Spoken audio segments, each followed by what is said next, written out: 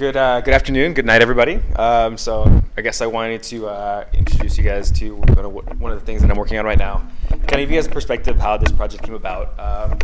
So this actually, we started this up from scratch the first day of August. And so we won this hackathon a couple months ago. And with this, we got selected. And so we've been developing it since. So here's the idea. So imagine you're new to an area. Either you're traveling to that area or you just recently moved and you really have no idea what's around you. You really want to get to know the area, explore it on foot, and really get a feel for what it's really like to live there as like a local. But the only problem is that you still need to take the proper precautions to make sure you don't fall prey to opportunistic criminals. A local is fine because they know which areas are generally a little bit safer, a little more dangerous through their word of mouth, experience, or just having that intuition, whereas the local or someone that's not from there has no idea. And so what we're doing is using civic and user data to provide the optimal walking experience in unfamiliar destinations. All right, so the problem, as I mentioned before, is that there's a lot of people in vulnerable populations that are walking into areas that they really have no idea what they're getting themselves into. Here's some of the statistics for West LA, which is where we are developing the product right now. Like I said, there's a lot of some of these more serious crimes, a lot of petty crimes that you really have no idea and are available but aren't publicly used or analyzed effectively to be able to give a real analysis. And so the solution we're proposing is called Bypass. The way this is available as a web app, we are launching, so we've launched it already. It's available online. We also have the iOS version. But the idea is that with the application, how it's set up, we're using one of the initiatives that the city is really trying to provide, using open data to be able to provide analysis to help people really minimize their exposure to areas that are typically statistically proven to be more crime intensive. And so with this, the idea would be that you put your start and finish points and be able to give you two routes, either the normal route or a route that's more optimized to be able to minimize that exposure. And so with that, there's a couple options with the data sets that are available as well.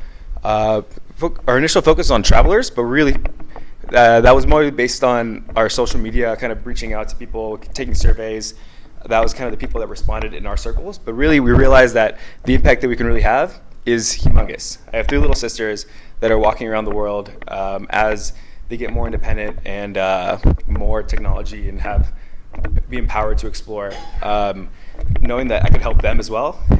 Maybe have single women that are walking around because they can't afford having a car, need to walk home, kids walking home from school. And so with that, so like I said, you can see where the recent crime has happened, where open businesses are available that might provide help if you need it, where streetlights are available, Wi-Fi locations, and other data sets like that we can incorporate that are available through the city. So this is a little bit outdated, just because we presented this a couple weeks ago. But so what we're doing right now, so we've done some of the interviewing, developing. We're really focusing on the UX UI.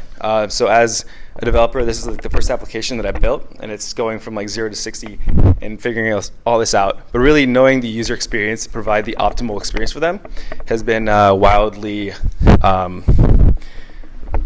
very fulfilling to be able to know what they're thinking and really get into their minds. And so that's what I'm doing right now.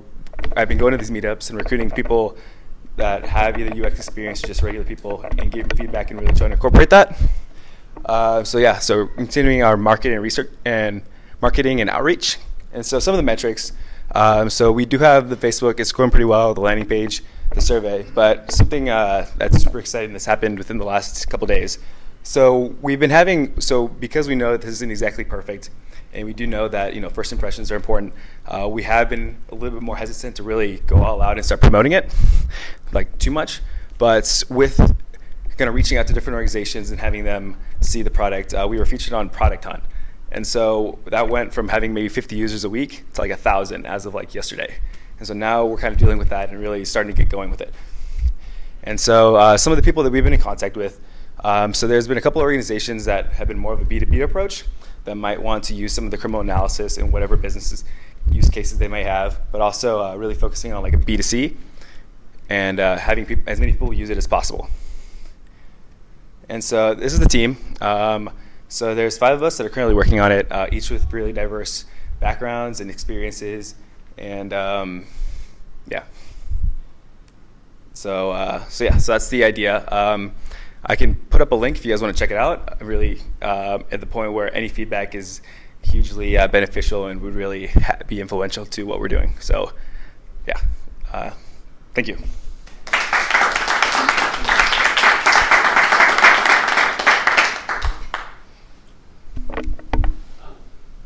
So is it like Google Maps in that it gives you a blue line? Yeah, so the way this works, so with Google Maps, it's actually interesting. I mean, Google Maps is the ubiquitous mapping software that everybody uses, super easy, intuitive. The only problem is that they don't allow you to customize the route. So when you would request a route from their API, you really have the start and end points, and they take care of the rest. Whereas what we're using is to be able to incorporate some of those. So you saw the squares that we were able to split up the data by 300 by 300 squares. Really, that's about as small as we can get it, just because there is some sort of anonymity that the county wants to provide so that they can tell you where it is, but not the exact house. And so getting it down that small allows you to really maximize the effectiveness of walking, because you're not going to walk around like a mile. But if it's only a couple blocks, then we can give that information when we make the call to the route, and it'll give us that information. So we generate it for every person at every call. And do you foresee that at one point you'll be able to, like, just through your headphones, you'll get turn right here or turn left? Yeah, so really interesting. So being in this space, kind of sharing ideas and getting feedback from other people, one of the really cool things that we've heard from the wearables is that there's nowadays there's navigation software that goes into your feet. So as you're walking, it would be able to tell you, like, if you feel a buzz on the left side of your feet, then it'd be to turn left once you reach to that street. Or if you feel a buzz on your right foot, then it would tell you to go right. And so in that way, I mean, that minimizes the time that you're looking at your phone, which is one of the things that is, I mean, like Pokemon Go, right? Like you're like getting hit by cars. So having that and having more awareness of your surroundings, like I said, that's kind of, we just heard about that. So we don't know where that is, but that's an idea to kind of raise awareness. Yes. Geographically, how much have you mapped already, or what locations, and where do you want to be when you launch? Yeah, so like I said, we're flying by the seat of our pants with launching, so we had to pick a pilot city. So Santa Monica is where we're really optimized right now. We have the analysis done for LA County, but it's just a matter of working through some of the engineering to be able to make the software work for it. With the way it works, you can't map out the entire city. You can only have 200 streets crossed when you're inputting the route, so it'd be a matter of minimizing that. But yeah, so LA County is the next stop. Hopefully within the next couple of days that'll be incorporated, but Santa Monica is up and running right now. Yes. My understanding, are you familiar with crimereports.com? There's crime mapping, which I assume it shows you. Like Google Maps, but they show you where all the crimes are. You zoom up in areas and all these little dots saying robbery over here, this over here. Yep. And so is this going to like basically write a route through all the farthest away from the crime areas? So I mean, there's so when we first started off, that was what we thought. We'd just get you around certain areas. However, there's a couple problems with that. So there's like 200,000 crimes that happen like in LA County within a year. So it's very hard to work with that data as individual points. But the real value of it is really aggregating that data, because a lot of the so crime isn't equal in that a petty crime isn't in the same league as like an assaulted burglary. And so there is like a weighting that needs to happen. And so with that, by aggregating the data, then you can really start to get trends over certain areas. And with that, start getting more analysis and be able to use kind of that data to work together to provide a result, rather than having individual points that really don't provide a lot of insight other than just being there. So, but yeah, it's there. So, okay. Yes. Just one other quick question. In your discussion so far as you developed this, has the subject come up about liability? Yes. What happens if I trust this bypass to keep me safe, and then lo and behold, I got conked over the head with a baseball bat? Now, what happens then? I mean, I think the reality is that, I mean, you're never going to be 100% safe. I think it's a matter of making sure that you're conscious of what your surroundings are. I mean, what we provide is, having you go to areas that tend to be more well lit, or avoid areas where there's just areas that are known to be crime. I mean, anything could happen to anybody, but I guess it's just making sure that in our terms and conditions that's properly spelled out and they understand. The legal aspects of it, I mean, I don't know exactly what that entails, but I mean, you let people use your house with, Airbnb. So If you've ever heard of it, have you ever thought of partnering up with them so that you can report different things in different places to add to it? for sure, yeah. I think I'm not sure if I've heard of that one specifically. I think the big one right now is called Companion. It might be the same thing. It's almost like if you have a Find My iPhone and it tells you where you're going.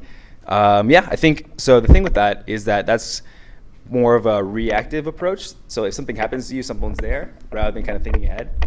But yeah, I think the real value of what we're doing as well.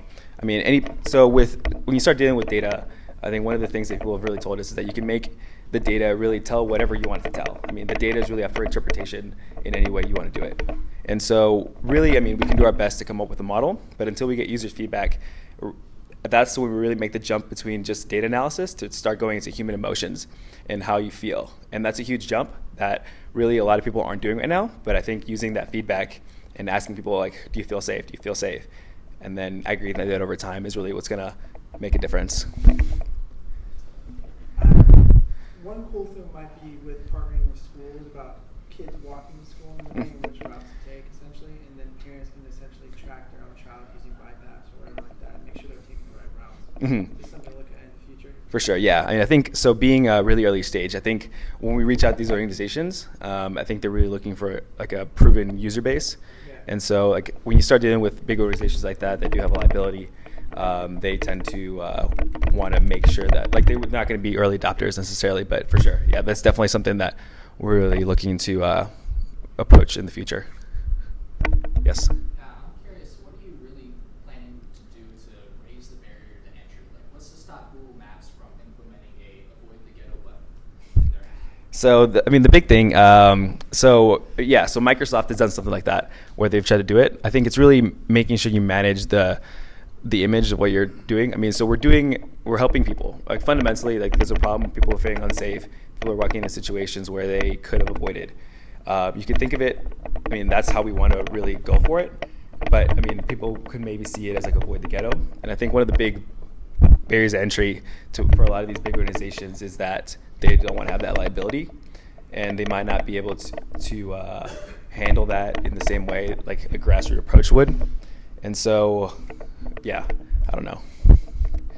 We're kind of thinking the ways for walking is the idea, but I think once the user base starts flowing and people start using it, people start getting feedback, then it's going to be very difficult to replicate once that ecosystem starts going, hopefully. Yes? Does it also incorporate construction? Because I know as a pedestrian that has really disrupted my path. Yeah, I think, yes. I think in the future, construction is a little tough to map out just because I think the data sets, it's constantly moving. But I think in the future, it might try to deviate from just feeling safe to maybe the best optimal walking experience in general. And I think kind of taking the Waze approach and allowing people, instead of do you feel safe, it's do you like this route kind of thing. But I mean, the first approach is described just because that's going to be the biggest impact for kind of what we're doing. But yeah, down the line, that's definitely the way to go. Thank you. I have one more question. Yes. How do you plan to monetize it? Yeah, so there's been a couple ways. So as far as the B2C, so the business to customer approach, the one that I kind of presented as is. So the idea is not to monetize that at all and really provide that as freely and as openly, as unintrusively as possible to really start developing that feedback cycle of validating the data that we have. And so from that, having that crime analysis and having almost like a temperature reading of how the area is that you're walking in is very valuable to companies. So one of the companies that reached out to us initially that we connected with, they do a lot of work with, mobile workers. So they work with real estate agents or mobile nurses where they're getting sent out to places that they might not be aware of. And so what we would do is work with that organization, provide a platform to be able to allow them to monitor where their employees are going based on the areas and how our analysis would deem what the top risks are in that area or whether they should be worried, and making sure that their liability is properly managed as well. That's where we're really going to start pushing towards monetization, I guess. But Yeah, I mean, I guess it's up in the air. I think we really are focusing on making sure that we make an impact first, and then afterwards, worrying about the monetization when it comes.